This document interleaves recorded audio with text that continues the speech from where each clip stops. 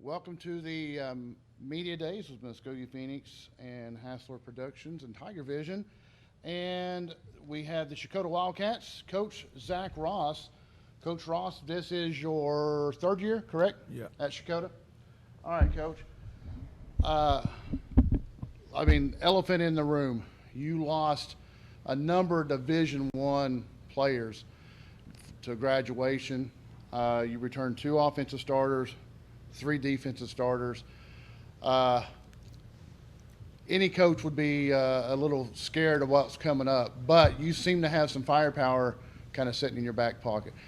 Just kind of talk me through going through the off season and your outlook for this season. Yeah, it's been a crazy start for me at Checotah when you come in on COVID, and we had a lot of talented players, and it's tough to get transitioned into a new coach and that kind of stuff. So we've been through the last 2 years with quite a bit of athletes, and like you said, we lost quite a bit, but I'm pretty excited about what we have coming back. We're going to be young, real young.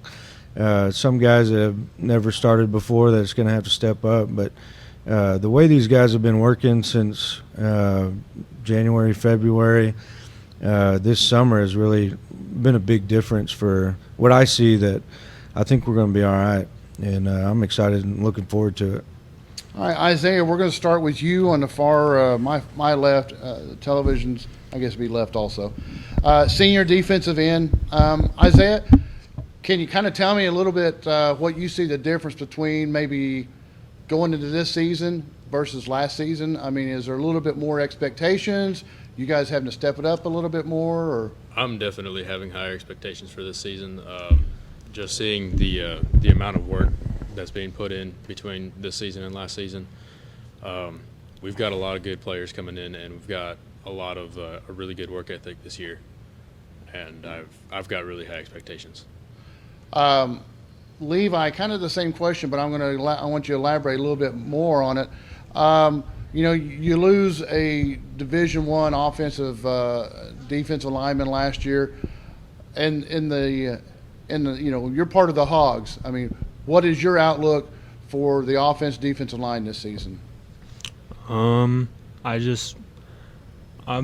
expecting us to work harder, because a lot of our offensive linemen this year changed their bodies compared to last year. Right. And I think it's going to be better than expected.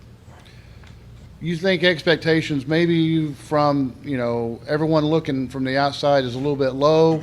You guys are looking to surprise some people, I take it. Yes, sir. All right.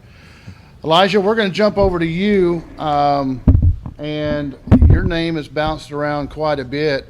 I got to have the pleasure of watching you in the passing league a little bit. So Elijah, sophomore, had a nice freshman year, 33 receptions, over 600 yards receiving. Elijah, you had a good summer camp and stuff like that.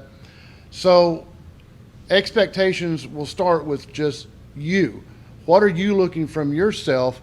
Because you have a lot of people looking from the outside. One, they're looking for you to fail. 2, they're looking to see how good you are. So what is your expectations going into this season? Well, we get on the field, pick each other up and, hold each other accountable on the field. So be a leader. So you're looking, it's a team, it's not about you, it's a team game. Yes, sir. All right, it's a team game. Let's talk about that. Team game, going to throw the ball a little bit. Who's some other players that we need to look out for besides Elijah Thomas? Jaden. Jacob Jones, Creed Hall.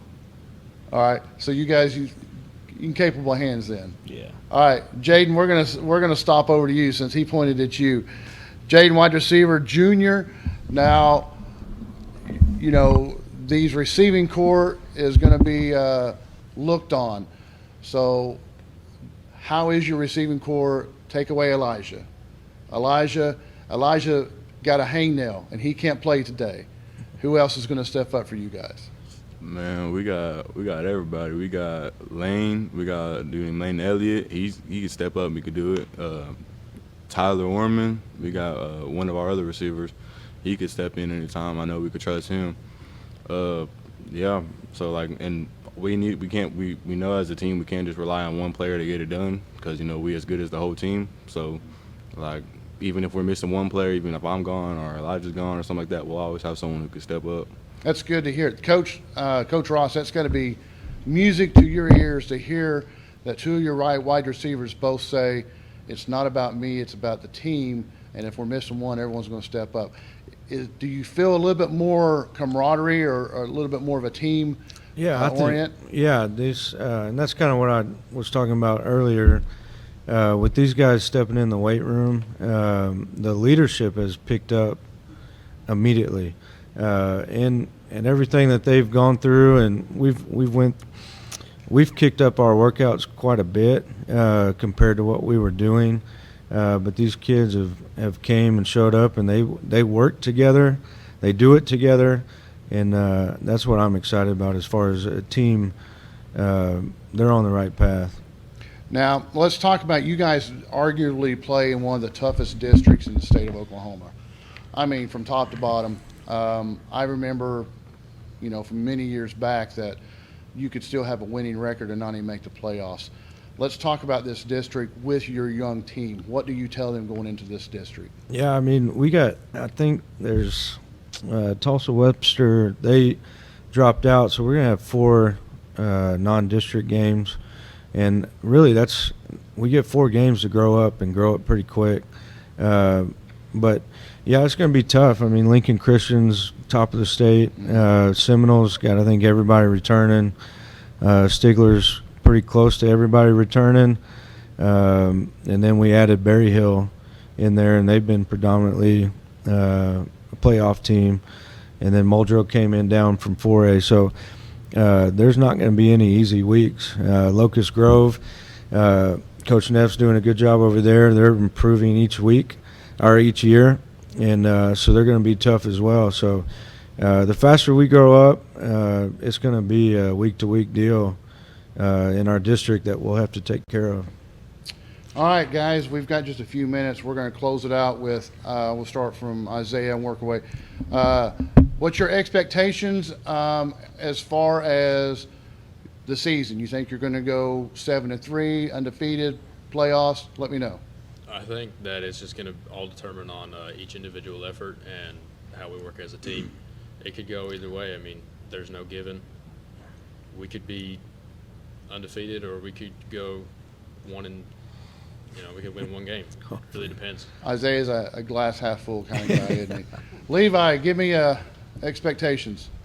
I mean, I feel like everyone's expectations should be to go undefeated. Right. And, I mean, if it doesn't happen, it doesn't happen. But I know that no matter what, every game we're gonna have 100. We're gonna be having 100% every game. All right, Isaiah. Yes, sir. I'm sorry, Elijah. I'm sorry, Elijah. What's your expectations for the season? Everyone to hustle hard on the field, no plays off. All right. Hold each other accountable. Jaden. Man, I feel like we're gonna do real good this year. Actually, good young team that's about it, really about it. And we want to prove everyone wrong because everyone's gonna be thinking we ain't gonna be doing so good this year from last year. But right. We got a lot of people to prove wrong, and that's what we excited for. So yeah. All right. Well, Coach, it sounds like you got a bunch of undercover agents that they're just not going to tell you what they got up their sleeve just yet. I like it. All right, gentlemen, thank you so very much for joining us, and I hope you have a great season. Be sure and tell your aunts and uncles and everybody to be sure and watch this on YouTube, share it, and let all your Checotah teammates and family know. And thank you very much, and good luck on the season. Thank you. Thank you.